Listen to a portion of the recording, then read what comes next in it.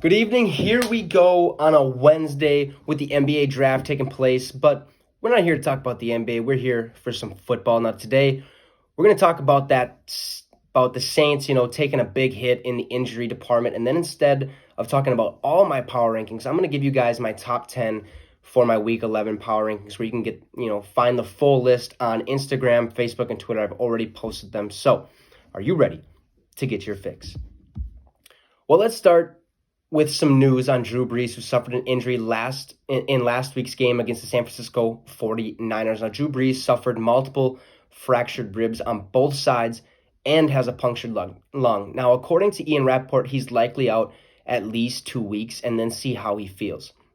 Now, this is a big deal for the Saints, who all year were already missing Michael Thomas, and then once they finally get him back, their star quarterback for the past 15 years is out for the second season in a row, at least for a short period of time. Now, if you remember, Drew Brees last season tore a ligament in his right thumb, which caused him to miss 5 games. Now, this led Teddy Bridgewater to take over, and guess what he did? Teddy went 5-0 in those starts, which opened the door for him to have some choices in free agency, and he ended up signing with the Carolina Panthers to be their new starting quarterback. So what does this mean for Jameis Winston?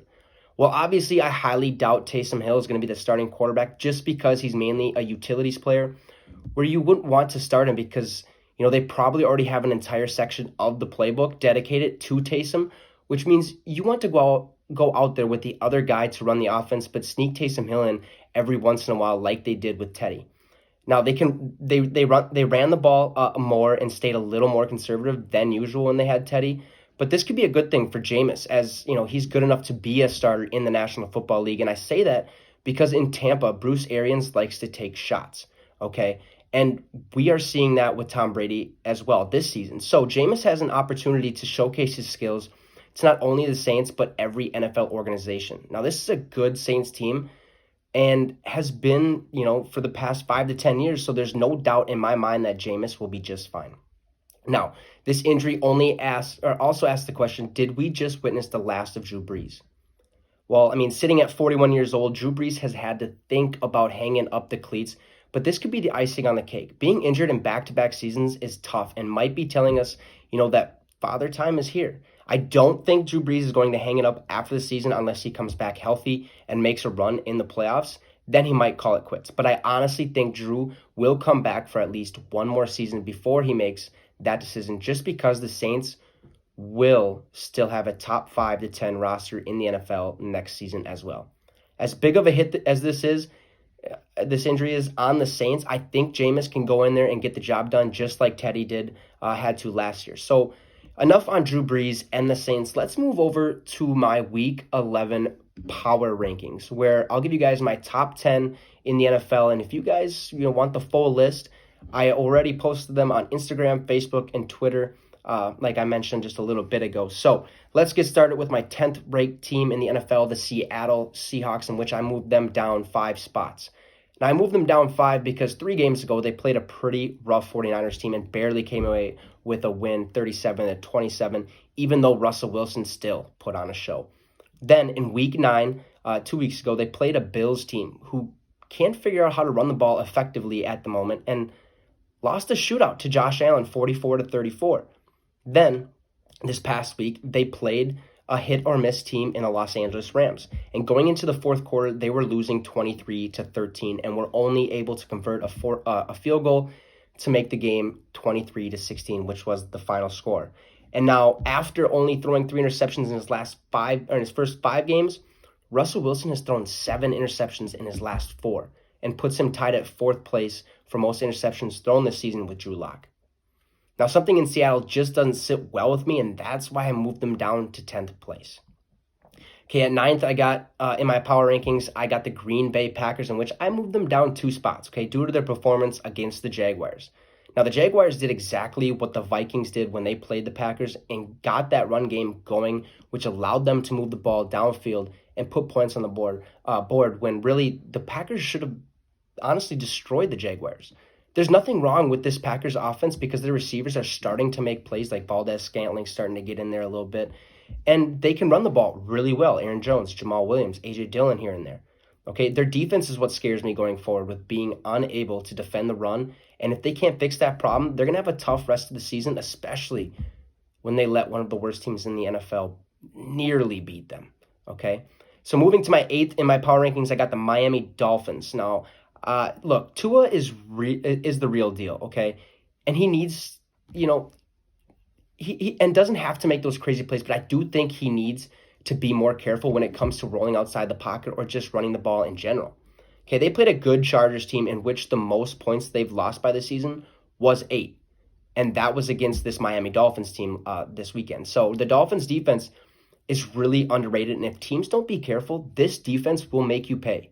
And there's a reason they currently sit at 6-3 and second in the division behind the 7-3 Buffalo Bills. So they can easily sneak away with the division title if they continue to play like they have been. Okay, at 7, I got the Buffalo Bills, in which I moved up 3 spots. Okay, they beat an all right, team in the Seattle Seahawks 2 weeks ago, and then got beat by a last-second Hail Mary to the Arizona Cardinals. So they are not by any means that bad of a team. They just have some rough edges to smooth out, and they can be just fine. But they do have to worry about the Miami Dolphins going forward if they want to hang on to that division lead.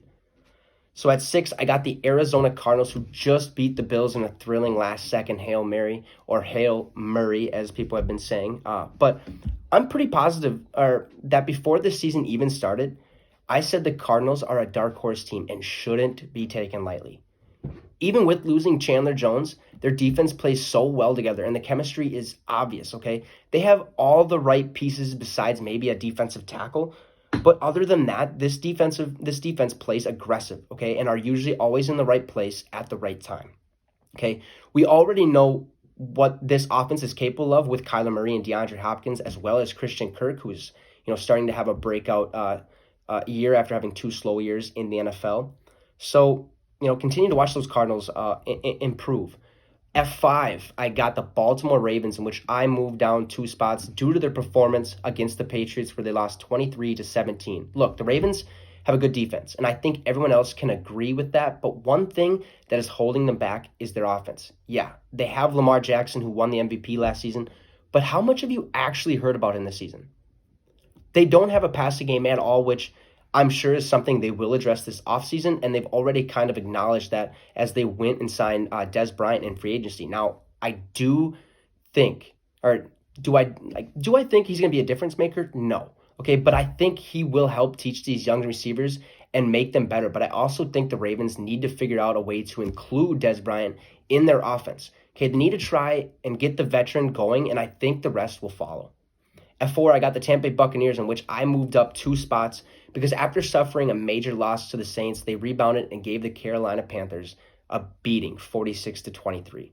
Now, this is a dangerous team when their defense is clicking on all cylinders. Offensively, they need to include their tight ends more to control the game, and they will be just fine, okay? And now with Drew Brees out for the Saints, they have a chance to actually win their division after losing to the Saints twice this year if they continue to win.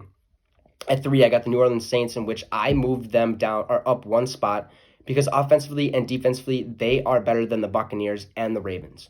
Okay, this team, when they catch fire, is really hard to put out, and they did give the Buccaneers a good beating, 38-3 in Week 9. So, I mean, this is a legit Saints team. They could go down in my rankings next week if Jameis doesn't do what I expect him to. So at 2, I still got the Pittsburgh Steelers, mainly because I still don't think they're a better team over the Chiefs, even if their record says they are. Defensively, they're great, but offensively, they are subpar, and I don't take them seriously, which I think would not be able to even beat the Chiefs' defense.